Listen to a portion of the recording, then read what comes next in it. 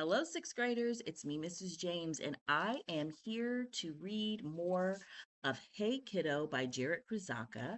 I'm very excited to read it to you. Now, someone took my book, and so they had my last page where I was. So I can't remember exactly where we were, but let me find it. 1 second. I remember. I remember where we were. Let's look at page 278. We have a little bit left to go. Page 278. Wow, he has rolled up on his dad at his dad's house. He just pulled up. I love that. Okay, are we there? Page 278. He's like, I don't got to stalk you on Facebook. I don't got to look up your Instagram. I'm pulling up. All right, let's do 278. As I pulled into my father's driveway, I realized that it was 1995. I was 17, and his house number was 9517. It must have meant something. My headlights spotted two small figures, my brother and sister. Sorry. Can I help you? I'm looking for Richard Hennessy. Sorry, he's not here. Kids, go on inside and start getting ready for bed. Maybe he's mentioned me. I don't know. What's your name, honey? Jared Krizaka? Sorry, he's never mentioned you. I never heard of you. Look, I got to get these kids to bed. I'll tell Rich you stopped by. Don't bother. He never even told his wife about me. That's what I kept repeating to myself as I drove home. Okay, but that wife didn't look at him and realize that he looked just like her kids. I don't know. We'll see. Let's just keep reading. I was crushed. That's how our phones used to ring. Hello. Hello. Is this Jared? Is Jared there? This is. Oh, hi. This is Richard. I'm sorry I missed you just now. Who is this? Richard Hennessy. I was just told that you stopped by. Oh, yeah, I did. I was just there. I was out at a meeting. My sister was watching the kids.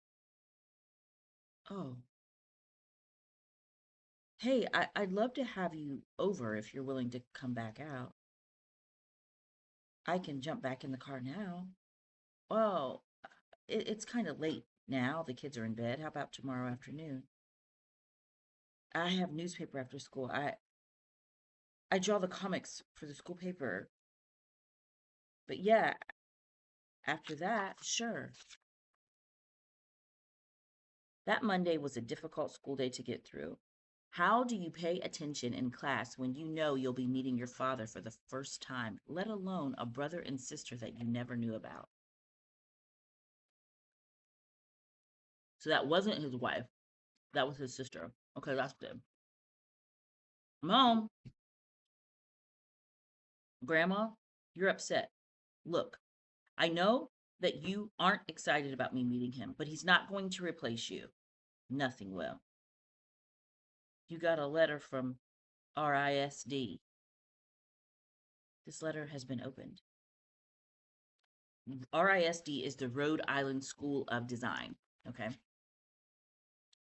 Dear Mr. Krasaka, thank you for your interest in Rhode Island School of Design. After a thorough review of your application, we regret to inform you that we will not be able to offer you a spot in the incoming freshman class for the 1995-1996 school year. While did not find your portfolio to be satisfactory, we wish you the best of luck in your artistic endeavors. You opened my mail? I'm sorry, Ja. I just wanted to know. I know how badly you want to go to that school. I would have told you as soon as I opened it myself. I would have told you I was rejected. You sure you really want to drive all the way out there to meet him? I have to go. Aw. Destroying my sweater. Oh, there he was. He was shorter than I imagined him to be. I'm sorry all these years I knew I'm sorry. All these years I knew your grandparents were giving you what you needed. I I never would have been a good father to you. Not then. Not with all of the drinking. But I'm glad you're here now, Jared. You have sheep. Yeah. I'm raising up some sheep right now for the wool. Here. I brought my baby photos so you can see what you missed. May I meet my brother and sister? Sure. Come on in. Mara, Richard, meet your brother. Hi, I'm Jarrett. We're playing Sonic. Do you want to watch? Hi, brother. Do you know the cheat codes? Cheat codes? No, I'm sorry. Do you know the cheat codes? Cheat codes, let me show you. On the title screen, up C, down C, left C, right. Cool. Do you guys like to draw? Sorta. I draw all the time. You want me to show you? Want me to draw you some cartoons? Sure. Can you draw Sonic? Easy. Whoa! What about Bart Simpson? Draw Bart Simpson next. Dad, will my brother be at my first communion? He's certainly more than welcome. When is it? It's this coming Saturday. Sure, I'm around. I'll be there. Cool. I see you have your mother's talent, huh? Yeah, but I'm going to do something with mine. I'm going to art school in the fall. That's great. Where? I don't know. I wanted to go to RISD, but they rejected me. I got into all my safety schools, so I'll just have to figure out which one. Wherever you go, they'll be lucky to have you. Can you draw Batman, Spider Man, Ren and Stimpy, Ninja Turtles, Street Sharks? My grandparents were waiting for me on the front steps when I got home. How was it? It was fine. My brother and sister are pretty cool. Are you glad you went? Yeah, I am. But I'm glad I live here with you guys. I know you. It's just that I don't want to lose you too, Ja. I wish you wouldn't go away to college. I wish things would just stay the same. I love you, Grandma. I love you more. To the moon and back. Oh, for cripe's sake, you two so mushy mushy. You know what, Joe? You can shove it where the moon don't shine. The final weeks of senior year were over before I knew it. Piece of advice, kiddo. Never be afraid to add a little flair to your wardrobe. Jesus, Mary, and Joseph, we're going to be late for Jared's graduation. Can you hurry it the heck up? Oh, where's the lesson? Who knows? She had a ticket. So, Patrick, what are you doing in the fall? You going to college? Everyone shut up. They're about to call his name. No, I'm enlisted in the Coast Guard. Good for you. You'll get to travel, see all sorts of places outside of Worcester. Jarrett Karazaka.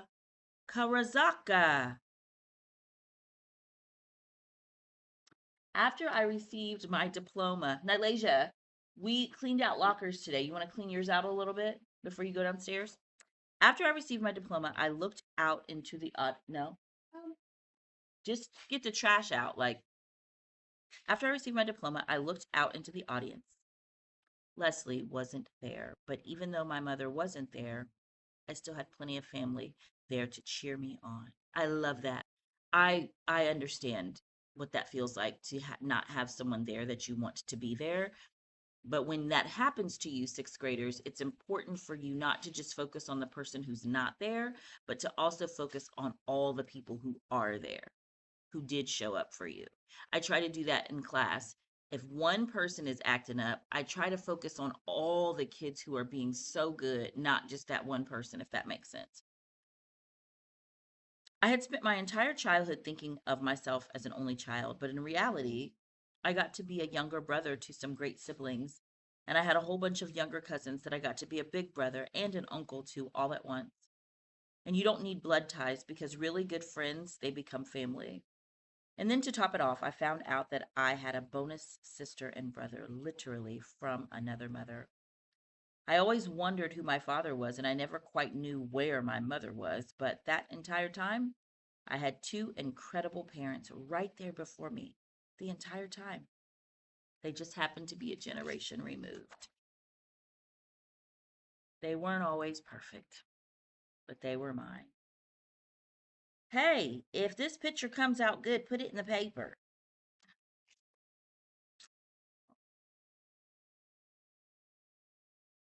Okay, here is a card. Let's read a couple cards. It says, Jared, who wouldn't be happy and very proud to having a grandchild as special as you? Who wouldn't be happy for this chance to say you're loved more than ever with each passing day? Congratulations, love, Grandma and Grandpa.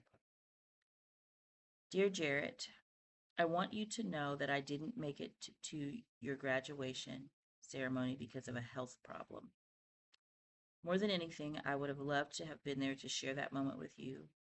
I have more that needs to be said, but this is not the time. For now, believe me when I say I'm so very proud of you and all you have accomplished, and I love you dearly. There are two things that kept me alive and fighting all these years. One is the love and understanding I have with my father. The other was you. Enjoy Camp Sunshine. I love you this much. All right, let's read this author's note and then we are done. We finished Hey Kiddo. Okay, listen, my mother didn't attend my high school graduation, and I left for college without having any contact with her. That next November, we were reunited at Thanksgiving dinner at my grandparents' house. From there, we actually developed a good relationship. That's not to say that there weren't additional moments of disappointment when Leslie didn't turn up for things when she said she would. That kept happening over and over again. But I came to an understanding of her, and I loved her. Over the years, I also developed a strong bond with my brother, Richard, and sister Mara. And through that, I developed a relationship with my father. It's a friendship that took me by surprise, but one that I am grateful for. At my graduation from Rhode Island School of Design, which I attended as a transfer sophomore, I took a photo with both Leslie and my father, Richard, the only photo ever taken of me with both of my birth parents. I treasure that photo. My grandparents, Joseph and Shirley, were incredibly proud of me, and they said it far before I ever got a book published. But at my first book signing for my first published book, Goodnight Monkey Boy, 2001, they were absolutely beaming.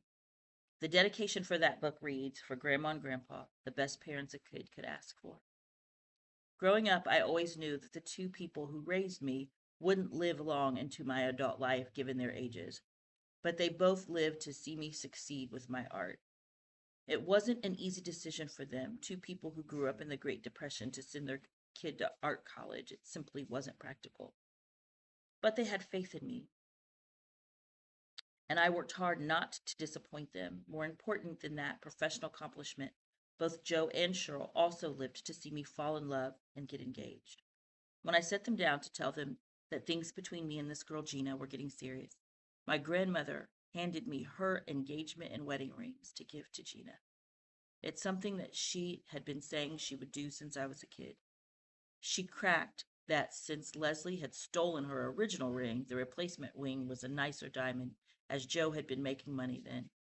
She also said, You know, if I didn't like Gina so much, you wouldn't be getting that ring. Sadly, Shirley died on the weekend of Gina's bridal shower. It was a difficult summer. Leslie's boyfriend had passed away the week before. While we had Joe with us at our wedding, he was never the same after Shirley died.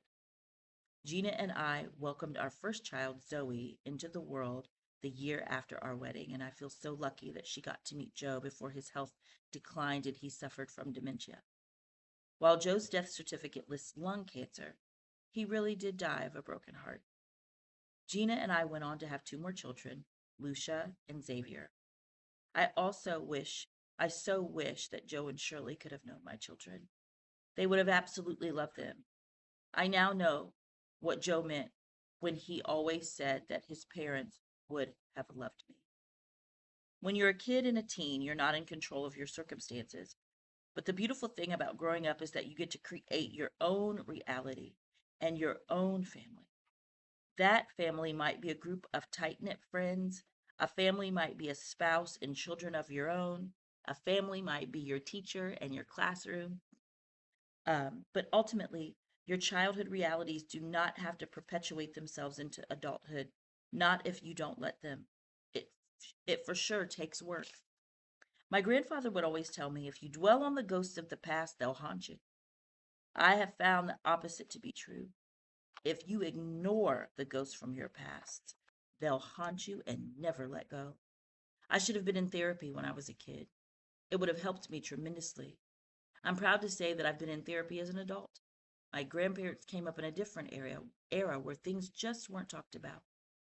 Addiction is a terrible disease. It took my mother from me slowly and piece by piece until she ultimately suffered a fatal overdose from heroin. She died while I was revising the text for this book. Leslie knew that I was writing a memoir and expressed hope that perhaps our story could help somebody who might be walking a similar path to the one we had walked. I so wish she could be holding this finished book and turning the pages. It was a difficult process watching my mother take her final downward spiral. At her memorial, I read the letters that she wrote me while she was in prison. What had become clear to me as I revisited those letters for this book became clear to everyone listening that evening, that she loved me so very much. And I was lucky to have that love. It carries me to this day. She was a good person who made bad decisions. It's futile to think I wish things had been different. There's no changing the past. Everything that has happened, no matter how difficult, has made me the person that I am today. Had I not seen how my mother squandered her talent, maybe I wouldn't have been so motivated to make a career out of my art. I am who I am in spite of my mother, but I am also who I am because of her. She taught me to never shy away from expressing my love for my family. And our house is one in which we always share our love for one another. I am now living out my childhood dreams of making a living as an author and an artist, but it is a greater triumph for me to have created a stable, loving home with my wife. I have an amazing spouse who is so supportive and with whom I laugh a lot. I somehow found Gina just as the foundations of my childhood fell apart. I cherish her and our 3 children more than words can express. And while Joey, Lucia, and Xavier will never get to have time with Grandpa Joe and Grandma Shirley, they do have stories. And stories keep memories alive and people real to us. My kids have weekends at Aunt Holly's and visit with Uncle Steve.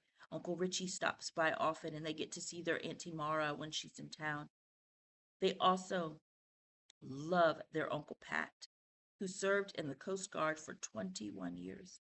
It's pretty amazing to watch my girls and Pat's son hang out like their family.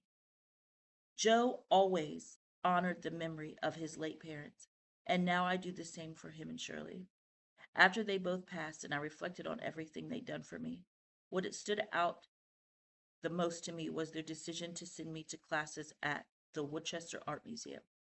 Art has always been a lifeline for me, and I wanted to extend the same opportunities that I had to kids in my hometown of Worcester, I don't know, Maine, Massachusetts. I instituted the Joseph and Shirley Krasaka Memorial Youth Scholarships at the Worcester Art Museum, or for short, the Joe and Shirley Art Scholarships. Every year, we raise money to connect kids in unique familiar situations to art classes, all in my grandparents' names.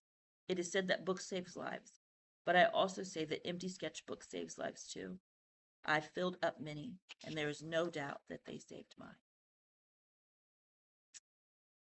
Oh, isn't that beautiful? If you want to read the author's note about the art, then you can read that on your own. I'm not going to read that right now, but hey, kiddo. I loved it. I loved it. I loved it. I hope that you guys did too. That's another book done, 6th graders.